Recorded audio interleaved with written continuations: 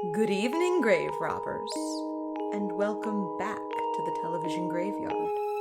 We remain your TV necromancers, Lara Prince and Noah Houlihan. We have come here tonight to examine the spirits of past television shows, to find out what ones could be resurrected, should be resurrected, and which ones should just stay doomed. This is a podcast in which we will analyze the history, the hype, and the aftermath of shows that ran only one season, or even only one episode. Unlike those we study, we have chosen to remain in the television graveyard, and we are looking for newer, exciting plots to bury, or to unbury. You know what I mean. With me, as always, is TV's Noah Houlihan. I don't have a line set up, so Laura wrote one for me. Yes, Laura, we can totally get a Westie and name him Reptar. Yes! You heard it! You all heard it! You all heard it! It's on tape forever. Why did we do a bit where I was handed a card and forced to read it? Oh, we are doing the 2011 pilot, What's Going On with Mike Mitchell. Yes. It was supposed to be an FX TV show. Yes, this ran one episode. Yep. Clearly more was filmed, but we only get one episode. Yes, it was based upon a very successful UCB recurring show. That aired at their live theater. It was a Saturday at midnight show, which, if you know anything about UCB, is a fairly prime slot. Yeah, that is the spot. So they tried to bring it to FX, but it ultimately was not picked up, despite the ending being literally this man begging FX to pick up the show. But the idea is this man, Mike Mitchell. This is Mike Mitchell. He had a shitty job, but out of nowhere, FX just gave him a way better one, hosting his own talk show. But there's a catch. They're not telling him anything that's gonna happen. That's right, he won't know the jokes, celebrity guests, or even where he's supposed to stand. He knows literally nothing about what's going on, so he'll have to make it up as he goes. He'll have help from a fleet of producers called Team Mitch, and me, Michael Cassidy, Mitch's announcer and best friend. So please put your hands together for the luckiest man in television, Mike Mitchell! And even in the pre-recorded segments, they essentially black bag him. Yes. They put him in the back of a car and take him somewhere. Mm-hmm. And that's his segment. So he has to wing it as best as he can as the host of a late-night talk show. So we hear at first from his announcer, Michael Cassidy, that Mike Mitchell was in a dead-end job, and they essentially black bag him to bring him onto his own set. Yes. So he had a dead-end job, he is terrified, he is being thrust in front of an audience, and a production assistant from Team Mitch just hands him his opening monologue. Yes, so he just has to do whatever the jokes are here and deliver them as best as he can. Yes. They do a good bit here where he's aimed at the wrong camera. Yes. Like, he doesn't know where he's supposed to stand or what he's supposed to do. Yeah, which shows that there was no rehearsal. Yes. Which I think is a nice touch. Oh, or it shows that they intentionally knew to aim at the wrong camera. Yeah, that's also possible. And the first bit is he has to sign his own contract. Which yes. The joke is that he has no time to read. Yeah, he has not read it, so anything can happen. Right. And then he does his opening monologue, and it's, to be totally honest, hacky. Yeah, I mean, there's nothing special about it, and it's tough because, like, when writing an opening monologue for a show like this, you would keep in mind, like, the cadence and the style of your host. A Colbert monologue is going to sound different than a Jimmy Kimmel monologue. Yes, I was going to say, like, the big different one, I would say, is Conan. Because Conan, like, you could write something like, you do something silly. Right. Because, like, the way Conan is shot, he actually told his cameraman, whatever you do, never follow me. Because he likes the idea of being able to jump out of frame and back in. Yes. While they'll follow Jimmy Fallon when he walks around. Right. So, like, you have to keep that stuff in mind. Since the whole point is to make this guy, like, awkward, like, you're not doing him any favors, so you're doomed to fail. Yeah. This monologue can't do well. All right, transition into the monologue smoothly. Thank you for that. A spokesman for the Tea Party Express said they are not happy with the budget deal that prevented a federal government shutdown. First among the concerns, not enough money budgeted for tri-corner hats. And Mike Mitchell, he's in a suit, but he's like kind of a schlubby everyman. Schlubby is the first word that jumps into my brain when I Schlubby? see this man, is schlubby. Yeah, he's, he says he's turning 29, Yes. but he looks like he's in his 30s already at this point. He is a guy you see at a football game. Yeah. Like, that is the best way I can describe him. So the monologue is not great. It's not terrible. Like, he delivers the bad jokes as best he can. Like, he does have a stage presence, which I think is important. He's not dying up there. Right. Which I think is incredibly important, because that's, when the show does succeed, it is on the back of whether he can pull off the joke. Right. And they do his first segment where he gets, he's been kidnapped and taken onto a porn set. Yes. Which exists to make him feel awkward. And it's also that very pilot-y, we have to do something outrageous for the first episode to set it apart from why it's not on like a TBS or a network. Yes. They want it to be on FX, so they want it to be a little edgier. Yeah, so this is our first field piece. Yes. And he's like, I don't know where I am. He's wearing a blindfold. He doesn't know where he is. And he pulls off his blindfold, and there are two naked people laying in bed. Yes. And he's like, oh, I guess I'm on a porn set. Yeah. I actually made it a point to note, both of the actors on the film are depicted as just being very amiable and very sweet. Yeah, they're the nicest porn stars I've ever seen. And, there's a great sequence where he's running lines with the female porn star. You want me to help with the lines or something? That'd be so awesome. I want to do something we've never done before.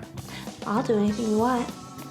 I want to you and So awkward. Mm-hmm. And she is so calm. Yeah. She's just a day at the office with her. But you get the impression that she thinks it's pretty funny that he is visibly dying. Mm-hmm. Well, he also runs lines with the male actor. Yes. So they do this great little mini interview, and they're wearing their costumes, and then they set up Mike Mitchell to run the boom mic.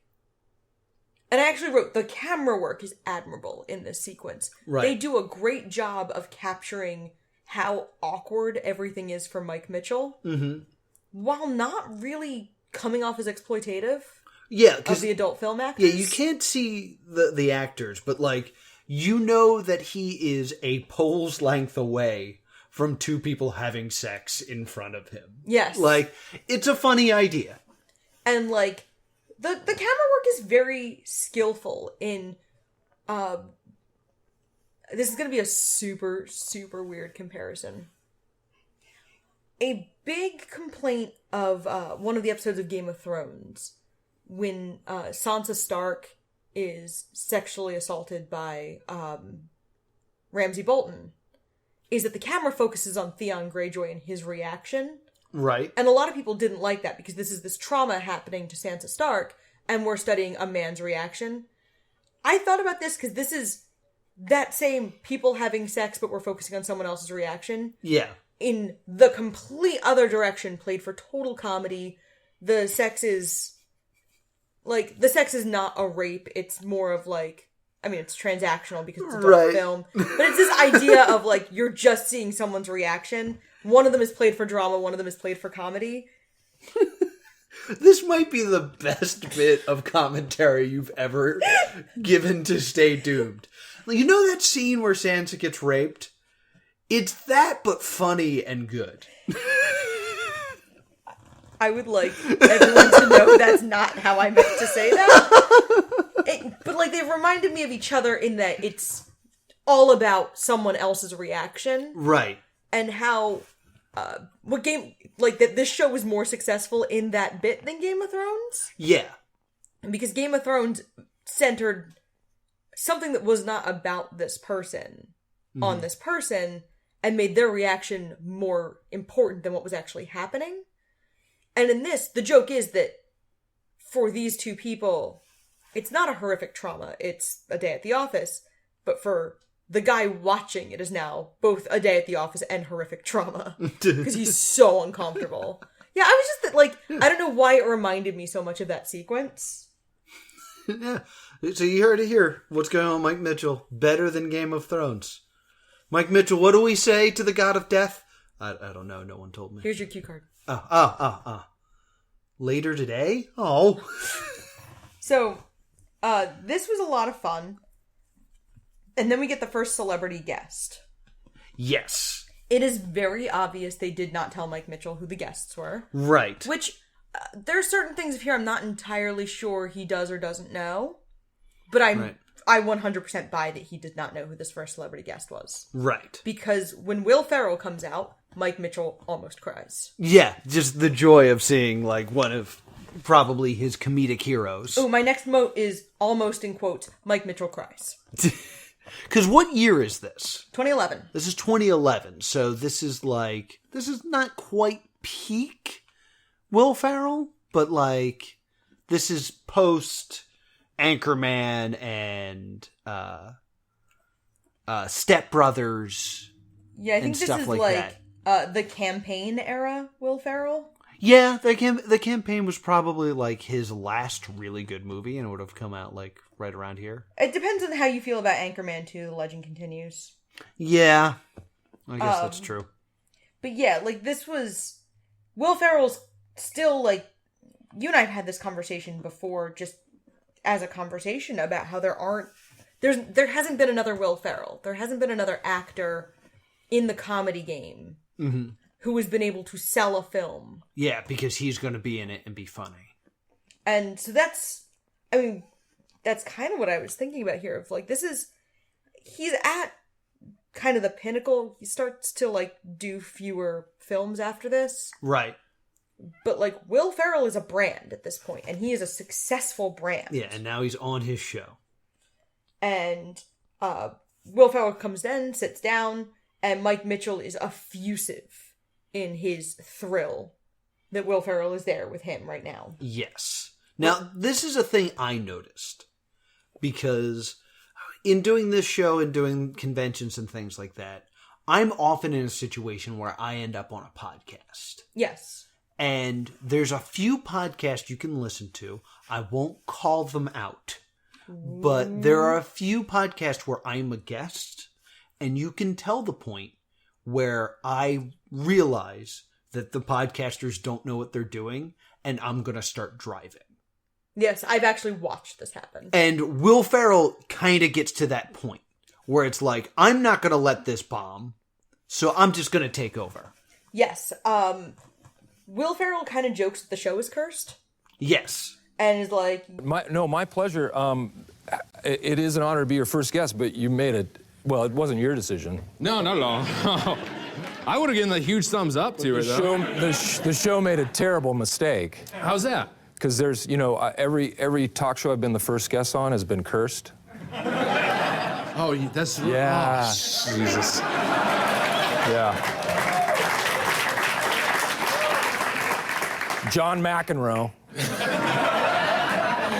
The Megan Mullally talk show. Yeah, I remember that one. And then, of course, I took Conan down on the Tonight Show. You seem semi-proud of all that one, I finally toppled Conan. That was good, yeah. No, so I'm sorry. So this will be your last show. Yes. And that joke is very, very funny if the show had continued. I think it's funny because it didn't. It's funnier because it didn't. I guess there's that schadenfreude. And they do another, they do the physical challenge. Yes. So he's given a card, and it's just like, oh, we're going outside for a new game or a new segment. Yes. I forget what it was called. It was like, this morning, that was a good transition. It's very casual, yeah. This morning, after I left my apartment, my roommate, Matt Kowalik, let the producers of the show into my room so that they could steal my bed. What the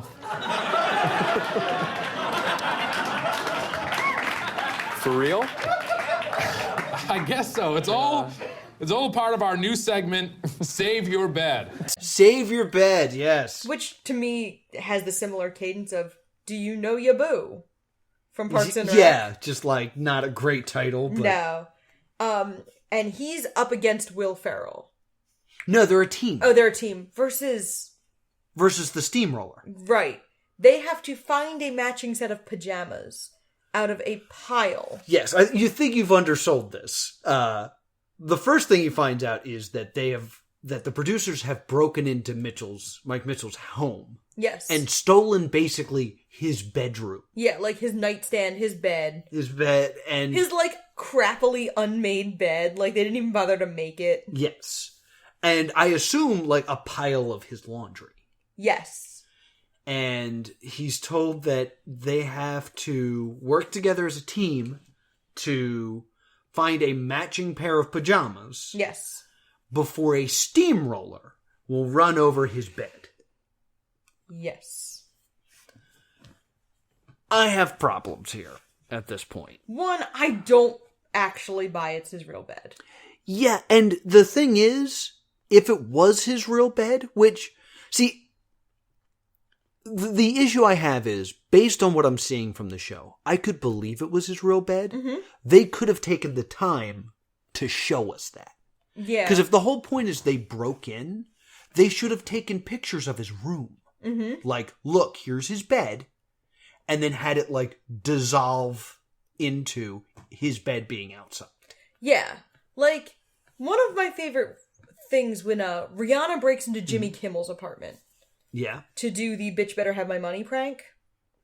Like, you see everything. It doesn't just come in on Jimmy's bedroom. Mm-hmm. You watch the crew and Rihanna break into his house with Jimmy Kimmel's wife giggling insanely in the background. Yeah, I would have loved to have seen that. Like, we should have seen Team Mitch and Mike Cassidy, who are our other characters, coming in, like, have Mike Cassidy do, like, a little sub-broadcast from inside the apartment. Mm-hmm. And, like, make fun of Mike Mitchell's apartment a little bit. Yeah. Just something like that, because this reminded me, there was a show, it started out as a British show, and then it made its way to Comedy Central, called Don't Forget Your Toothbrush. Oh, yeah, with Hanging with Mr. Cooper. Yes. And they did a bit very similar to this, where they picked someone out of the audience, and they were like, could you imagine if we went to your home and took pictures of your bed? We didn't do that. Could you imagine if we went in with a video camera? We didn't do that. Imagine we broke in and brought your bed here. We did do that. And they bring out her bedroom set. And you believe it's her bedroom set. Yeah. By the way that she reacts and, like, the detail that goes into it and such like. Yeah, and, like, nothing about it looks super personal. It's a bedroom set. Like, I think they could have sold this better if he'd had, like, embarrassing sheets or something. Well, I mean, like, I think if he had embarrassing sheets, I would believe even less that it was actually his bed. But, like, just showing them in his home, taking the bed, is such a key point here. Yes. That they miss. Then beyond that, the game is not fun. No, it's trying to, like, it's me getting ready for work. Yeah, it's like find a matching pair of pajamas in this pile. And there's nothing believable. No. About the fact that the game is winnable. No. Because, like, I can't believe... The thing that I super can't believe is that there's a chance that we're not going to see a bed get run over by a steamroller. Yeah. Could you imagine if the first episode contained a scene where they did it? Yeah. Like, there's so many better ways to do this. What I would have done is I would have taken his bed and then I would have taken something else of value. And he would have to choose what to save. Yeah. This way, it's like, we're guaranteed to see the smashy thing, because that's what we want as an audience. And, like, we can see him struggle with something we know is unwinnable, but, like, at least he does actually have agency somewhat in the situation. And if the joke is that you're kind of messing with him, the other thing could have been embarrassing. Yeah. Or even something as simple as, like, instead of it being find a matching pair, it should have been put all of them on. Yeah. Because then that at least looks silly, instead of watching someone separate whites and darks. Yeah, like, it's like when you didn't put your clothes away after taking them out of the laundry, and then Monday morning you're trying to get ready for work, and you're like, I need socks. Yeah. And, like, you're just trying to find a pair of matching socks. And there's a steamroller right outside, and... But the steamroller's called, you're going to be late for work, and someone's going to yell at you. Yeah. So his bed gets destroyed, which it is super satisfying to see something get run over by a steamroller. It really is. It's an underutilized form of destruction. Yeah. Like, the Warner Brothers cartoons had that right. Yes, that's true. It looks about the same as it does in the cartoons. Yeah. If the bed had sprung up like an accordion. Mwah. So, we do another video package, and this time, Mike Mitchell is at, like, a deli. Yes. And Larry King shows up. Yeah, he takes off his blindfold, and he's next to Larry King. Like, at that point, probably one of the greatest late-night hosts of all time. Yeah. And Larry King immediately tricks him. Yeah, Larry King is a bit of a jerk. No, it's really funny. Have a bagel. That's an everything bagel. Go take a bite. First rule, never eat while you're on the air. So then he's doing this conversation with Larry King, like, through a bagel. Yes, which is fun. And Larry King role plays a disastrous celebrity interview with Angelina Jolie. Yeah. Which I think we're going to play a clip of. Well, I think it's very interesting that he pretends to be Angelina Jolie, and he says... All right, I'll be Angelina Jolie. No, yeah. Go ahead, what? You got Angelina Jolie, a setup. She don't do many interviews. So Mike. you and Brad Pitt have a lovely relationship. No, see, you're assuming that. Angelina, you and Brad Pitt are dating each other. You adopt a lot of children. Are you going to give birth to more children? Oh, see, that seems like a weird question to ask her. No, it's a good question. Yeah, all right, yeah. And then you hit her with the blockbuster. Yeah. You got to be delicate about it. You broke up a marriage. Yeah. You broke up a marriage. Listen, What's all you got to say. I didn't mean it for it to happen, but... But you know what? It did happen, and you know Jennifer now has to deal with that on her own, and you know she has no shoulder to cry on. She has no Brad Pitt to cry on. Yeah. Like. Should be crying. It's like, no wonder she doesn't do interviews. Yeah, like, it's very hard. It's about how, like, she broke up Brad Pitt and Jennifer Aniston's marriage. Yeah. Which also by this point was, like, old news. Yeah. Like, Brangelina started in 05? Yeah, right around Mr. and Mrs. Smith. Because I saw Mr. and Mrs. Smith in theaters, because there was that summer we talked about where I saw literally everything that came out. It's a decent film. So, like, this was kind of an old news joke anyway. Right. But it worked. This segment is funny. This segment does play well. Yeah. Like, you can tell that he doesn't know what he's doing. This is another issue, though, where, like, Larry King is driving. Yes. And the next segment makes it really clear Mike Mitchell's not in charge. Yeah. He brings on his next guest, which is one of these things that in hindsight is a way bigger get than it was at the time. Mm-hmm. He brings out Jennifer Lawrence. Jennifer Lawrence. This is pre-Hunger Games. Yes, Jennifer this is the Lawrence. before Hunger Games. This is before Silver Linings Playbook. This is like, they actually call her out as being the star of Winter's Bone and, like, The Beaver. Yeah, they mention that she's in The Beaver, the Mel Gibson return film. Yeah, like, this is pre anything. She's on there to promote X-Men First Class. Yeah, that she's gonna be Mystique. Yeah, like, she's currently working on that. And Will Ferrell does not leave. Yeah, this is common for some talk shows. This is very, like, Graham Norton-y feel type thing. Oh, and I meant to bring this up. There's kind of this running gag and kind of, like, cliche that happens with talk shows, where the host is always in a chair that makes them taller than the guest. Right. Did you notice that they had Mike Mitchell, like, sit in a hole? Yeah, and, like, it also doesn't help that both Will Ferrell and Jennifer Lawrence are quite tall.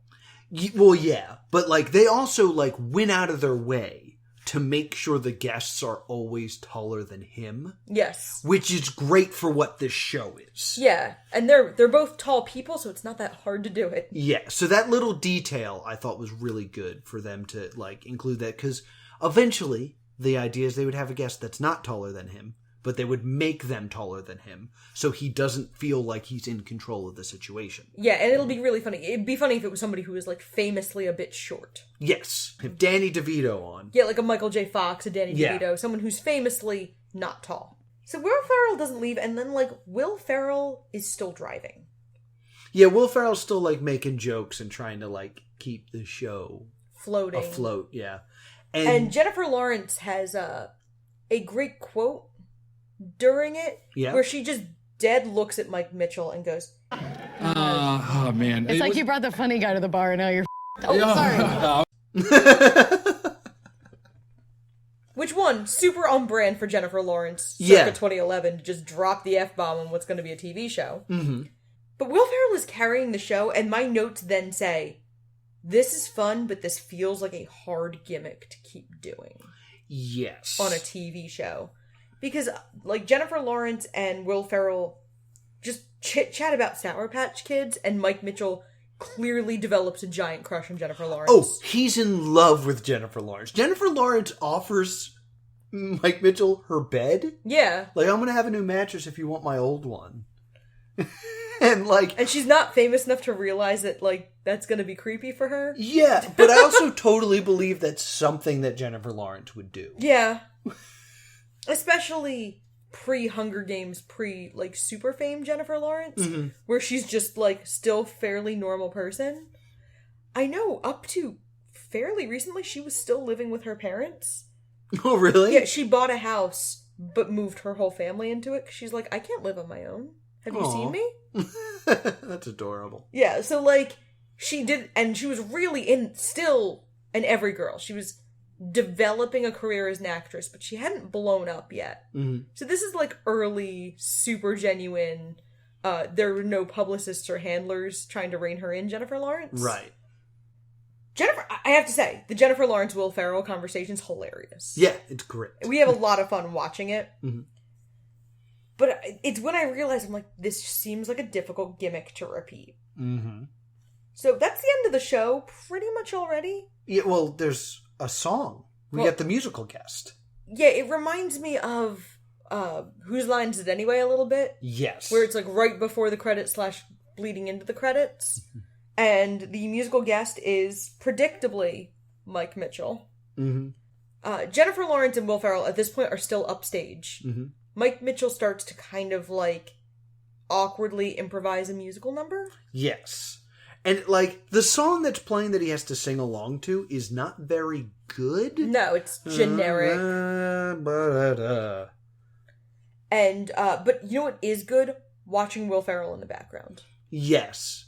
And he's not very good, because there's one super frustrating line where he sings, Our dad got crushed in the parking lot. I'll be sleeping at the producer's house until they find me a new one. cot!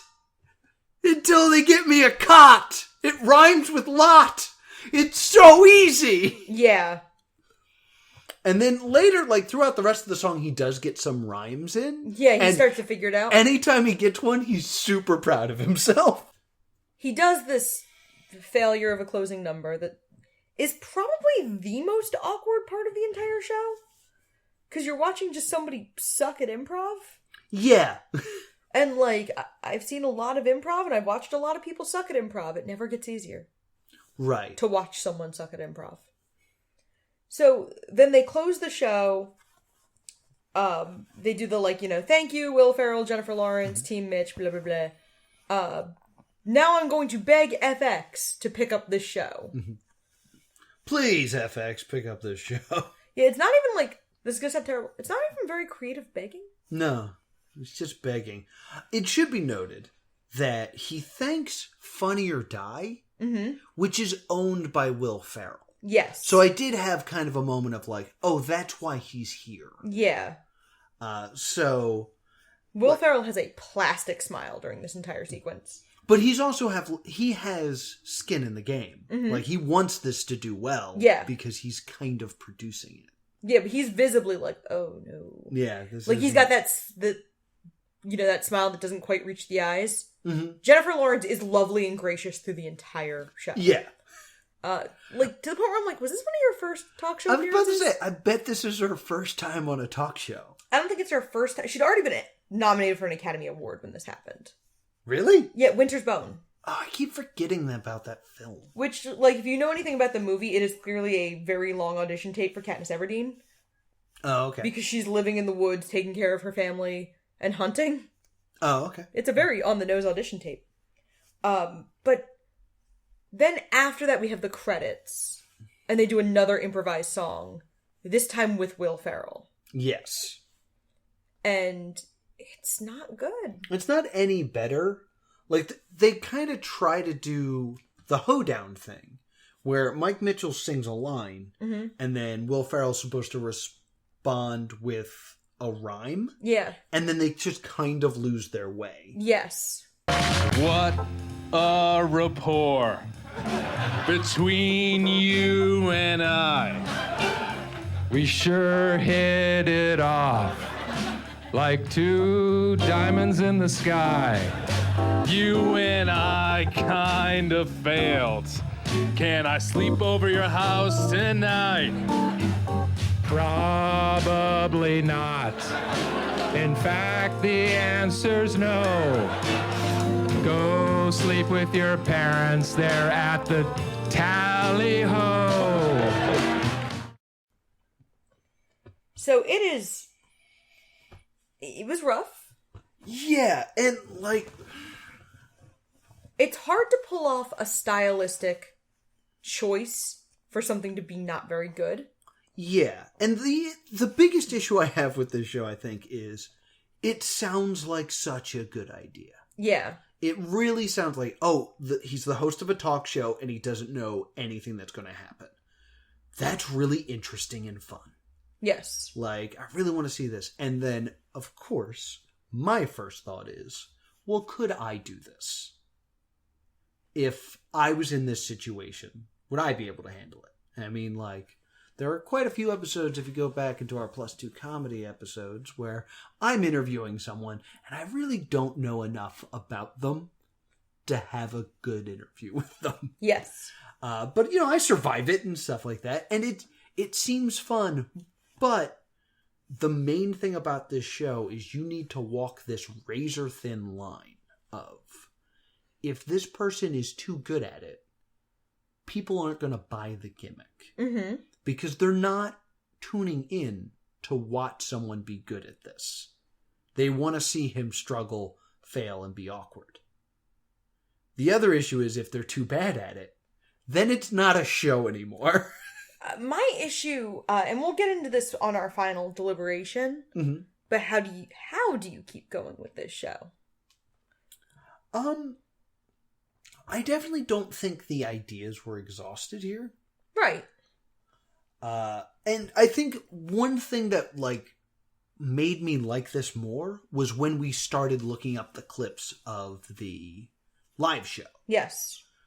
Because the two videos we saw that I really enjoyed was where he legitimately doesn't know he's doing the show that day. And they just show up at his house and are like, you have to get into the car. The audience is already in studio. Yes. We're doing an episode right now. Super would have loved that moment for the show. Yeah. To kind of like, had they told him the show is Wednesday, and then on Tuesday they're like, nope, audience is here. We watched something of an animal segment. That's the other one. With Jim Parsons from The Big Bang Theory. And it's another one where the celebrity kind of steals it. Yeah. Because Jim Parsons is so not here for this. So I like the element of, like, the celebrities don't quite know what's going to happen either. Yeah. I have a little more to say, but I feel like it would wait best for when we say the final verdict. Well, I mean, I would say it now because we don't have any, like, we've covered the entire show. Okay. Like, well, explain what happened with the animal. I don't remember. Oh, sorry. So what happens with the animal, that should be explained, is Jim Parsons the guest. This is one of the live shows that was filmed. Yes. And they had an animal expert come on, which is such a talk show thing. Yeah, the Like, Jack Hanna. Yeah, that's a thing. Bindi that Irwin. happens. And it's just this girl, and she comes out with like 4 snakes. Yeah. And just dumps them on him. Yeah. And he's like, now he's just covered in snakes. And Jim Parsons nopes out. But what if, like, that, like, the cliches of what happens on a talk show, like, that would have been a good one. Yeah. Like, I'm trying to think of the other cliches. And the other thing that I think we need to take into account is this is 2011. Yeah. So this is before Fallon, right? He might be doing Late. Or what's the after the Tonight Show called? Oh, The Late Show? No, because The Late Show is Colbert, and then The Late Show is Corden. Whatever Seth Meyers' show is called. The show I'm not allowed to talk about because you don't like him. I don't like Seth Meyers. It was Late Night. Late Night? Yeah. Okay. Oh, Tonight, Late Night, Late Show, Late Show. Got it. Yeah, he was on Late Night with Jimmy Fallon, and now he's on The Tonight Show with Jimmy Fallon. Yeah, but Jimmy Fallon, when did he take over The Tonight Show? He took over The Tonight Show in 2014. He was doing Late Night at this point. He was solidly in the middle of Late Night. But I feel like this is before the formula of a talk show, a late night talk show, was a guest comes on, you do an interview, and then you do a bit together. Yeah. I mean, this was like when YouTube was starting to really flourish as... I mean, I don't know anybody who watches these shows live anymore. That's true. Everyone's watching Colbert, Fallon, and Kimmel in these bite-sized clips on YouTube. Yes. Seth Meyers, I think, does the fewest of these gimmicks, and that's why he is not in as much. Yeah. Compared to, like, Corden, who is also doing a super late show. And he's always doing, like Corden's always doing bits, where it's like, all right, we're going to go do musicals and crosswalks. We're going to go do...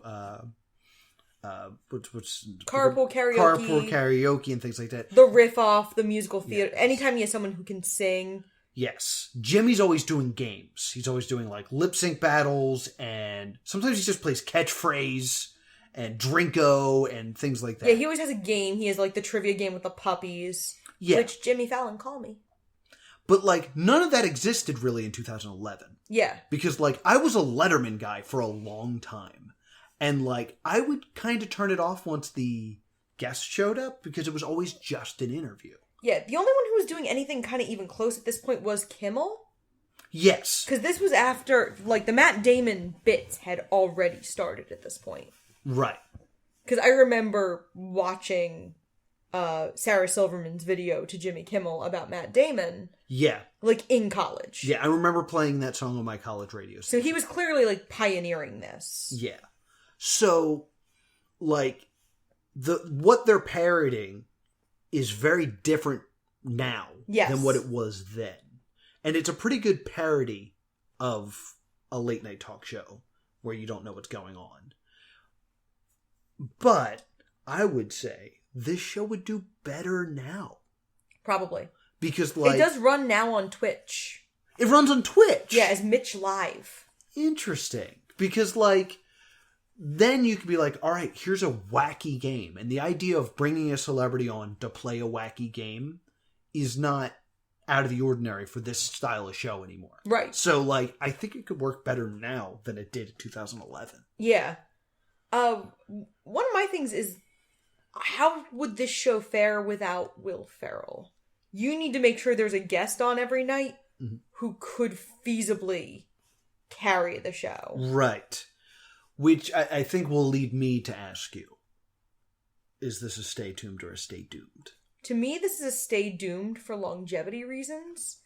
I also think Mike Mitchell feasibly would have to get better. Mm-hmm. Like, it's inconceivable if the show ran 2 or 3 seasons that Mike Mitchell could stay as awkward. Yes. As the entire show. Like, if you start a job, you'll get better at the job, usually. Yeah. And you have to also keep upping the ante. Mm-hmm. There has to be, like, a moment in every show, akin to steamrollering the bed or what have you. And I think one of the reasons the UCB show and the Twitch show is, I believe, monthly. The UCB show was monthly. Right. And I think it has fewer opportunities to grow old. And if you're seeing it in a live theater, you're probably not going to see it every month either. Right. So I think it's easier to keep the gimmick fresh in a live show that someone's not going to watch every week, week in and week out. Also, there's no editing a live show. So if something had gone seriously wrong on this show, they could have just cut it. Yeah. With a live show, if he dies, he dies. Yeah. So, like, if Will Ferrell gets upset at how unprofessional he is and storms out, we're seeing every moment of that if we're there live. This produced version is kind of like, There's a certain level of a safety net. I would also say it's a stay doomed. Just because, eventually he's going to stop struggling because he's going to do better. Yes. And there is a wealth of ideas, though. You just keep making it worse. Like, by the time you hit, a third or fourth season, it's like, we're going on tour. You don't know where you're going. That's fun. There's a lot of stuff you could do. I think the major flaw, and you brought it up, is this whole Will Ferrell thing. Is, will you always get a celebrity that will help drive the show? Yeah. More importantly, if this is going to be a weekly show, can you find celebrities willing to go on this show knowing full well they are not the focus? Yeah. It will never be about what you have to say. It'll always be about how this man reacts to you. Yeah. Because, you're also running into that idea where, since he's unprepared, you're a celebrity guest and he doesn't know who you are. Yeah, he didn't super seem to know who Jennifer Lawrence was. Right. Because this is right before she blew up. Mm-hmm.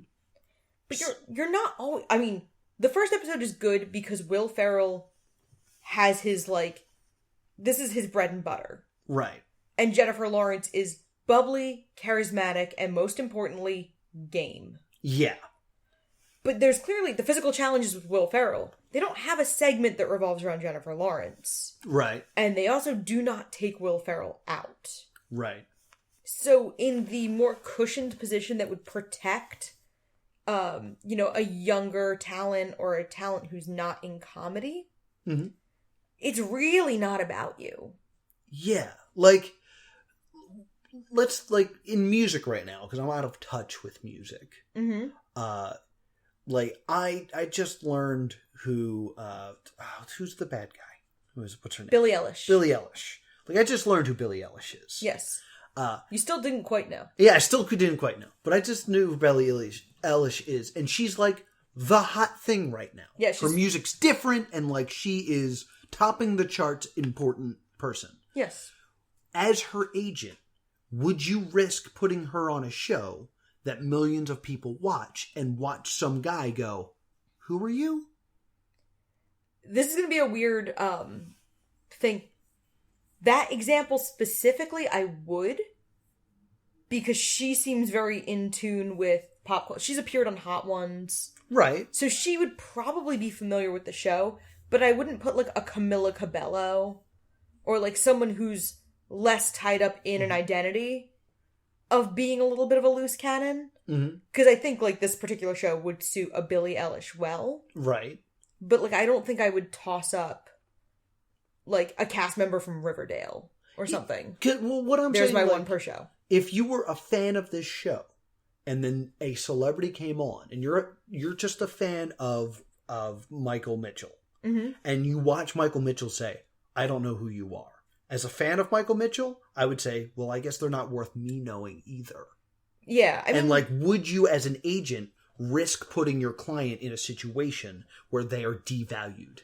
Probably not. I'm also thinking of who the target audience would be.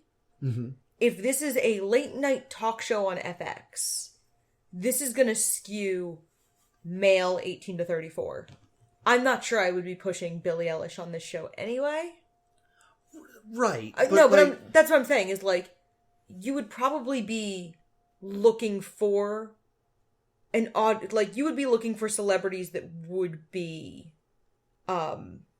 more in line with that demographic and who Mike Mitchell would probably at least kind of already know.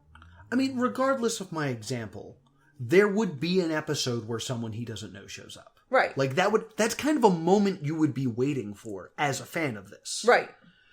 Would you, as an agent, want to risk having your your talent devalued by some dude on FX? No.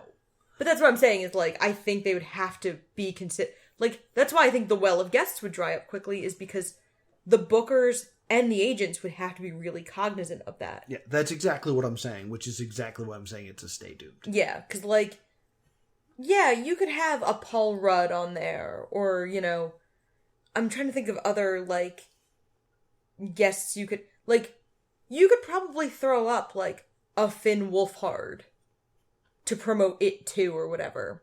Mm-hmm. And the joke could be that Mike Mitchell doesn't know who Finn Wolfhard is because Finn Wolfhard is a child. Right. Because Finn Wolfhard already has the chops to roast the crap out of Mike Mitchell for it. Mm-hmm. But you would have to do so much in advance. I just feel like the show would... It's a stylistic suck show. Yeah. And those are incredibly hard to pull off well. Mm-hmm. It's such a fun idea, but, like, I just don't think it's possible. And, like... Because I don't know how I'm supposed to feel. Like, am I supposed to wanting to see this guy succeed? Am I cheering for him? Or am I waiting for him to step on a rake? Like, it's... And I think, honestly, Mike Mitchell's a bad fit for his own concept. Mm-hmm. Stay with me here. I think this show would work better with somebody who is already kind of a known personality and who you could kind of rely on their charisma. Like, if you had What's Going On with Neil Patrick Harris. See, I disagree in that, like, he would be too good. Like, him doing an improv show once a week would be fine. Like, I wouldn't care. like, it wouldn't be that much better if he rehearsed. But I'm saying that, like, as a concept, when you're not leaning on the fact that it might suck, you could do a really fun thing where their reactions are a huge part of it. Mm-hmm. But knowing that they have the charisma to kind of carry, and you're not relying on your celebrity guests. They're not selling this show on, like, this guy is so talented he can do this. Because I would believe it would be a completely different show with Neil Patrick Harris. Absolutely. I do think having someone that I already had some sort of, like, connection with. Yeah. Because, like, I don't know Mike Mitchell. No. So if his bed gets destroyed, I really don't care. Because he's a stranger whose bed got destroyed. Yeah. I don't really care. He has a TV show. Yeah, we don't have a reason to really care about him. If it was someone just, like, a little higher up. Yeah, on Neil the Patrick scale. Harris was a bad... Again, how you were trying to defend with, like, Billy Ellis. Mm-hmm. Ellis not being the greatest example. Neil Patrick Harris was probably too good of an example. Yeah, I think if we had someone, like, we were aware of and would care about, like... Like a doing Nick well. Kroll. Like someone Nick who's not Kroll. super, super, super famous. Yeah, like a stand-up comedian that we would wish had a show. Yeah. Like a Dimitri Martin or someone where we're like... A Mulaney. Like, oh, I'm aware of them. I've never seen them in this setting, but I like them enough that I hope they do well. Like that, I think, would be good. Yeah, I definitely agree that... Like, Neil Patrick Harris was a bad example the same way Billie Eilish was a bad example. That name-dropping a specific celebrity didn't work. Mm-hmm. But I think having someone the audience, especially a niche audience like FX, could already be invested in. I'm sure somebody from the league isn't busy. Yeah. Like, somebody... The audience would be invested in enough to want to watch them succeed or fail. Right. Yeah, that's what I'm saying. Yeah. It's just not there. And it's a shame. I really wanted to like this show. And I did like this show. I was just like, the whole time I was like, this doesn't have the legs.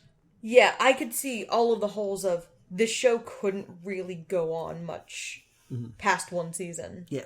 That being said, if I found out they were doing this show at Helium, I would get tickets. Yeah. Because it would, I think being there live, like, there's stuff that just doesn't transfer over television. Absolutely. I think having there be no safety net is a really clever gimmick. Yeah. So I think that wraps it up, unless you had some more research.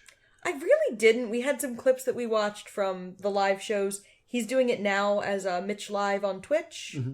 And he's also a doughboy or something? Yeah, he has like a food thing that he does. He also does a podcast called Doughboys that's doing well. It's a fun... and they appear to do that live as well. So apparently, Mike Mitchell really thrives in a live format. That makes sense. Hey, sorry to interrupt. Editor Noah here. I just wanted to share something I found out while editing this episode of Stay Doomed. There's a moment in What's Going On where he's interviewing Will Ferrell, and Will Ferrell mentions the crowd for some reason. It's something like... That is... Yeah. If they were here right now... If they came down to Glendale, they'd get their asses kicked. Yeah. The two of us. Yeah. I think we'd make a pretty good combination. Two of us. Oh, yeah, the whole crew. Yeah. And then there's a shot of the audience applauding, and the camera kind of sweeps over it. And if you watch that shot closely, the camera moves over, and standing in the audience is Mike Mitchell. So this is clearly from another day of shooting. Mike Mitchell is dressed completely differently. So I just thought it was funny that they made this editing mistake and used footage of the audience of a different show. And this also shows that sitting in a vault somewhere, there are more episodes of this show that did not air. Or at least maybe a different version of this episode or something. There's footage of a different day and a different crowd. So I'm curious what that would have been. But this little editing mistake shows that there's more of this show out there. It exists somewhere. It's just not available. That's it for Editor Noah. Back to the show. So, yeah. Perfect. What are we watching next week? This one hurts. We are watching the unfortunately short-lived Curious Creations of Christine Mcconnell, which is available now on Netflix. Just follow the sound of my weeping. Where can people reach out to us? You can email us at thestaydoomedshow@gmail.com or on Facebook and Twitter @staydoomed. And if you want to give me a TV show, but not tell me anything and not make it so I have to do any work, but just show up and get filmed, I'm at TV's Noah. If you really think that I should get a Westie named Reptar, I am at Priorities. Until next time, stay doomed.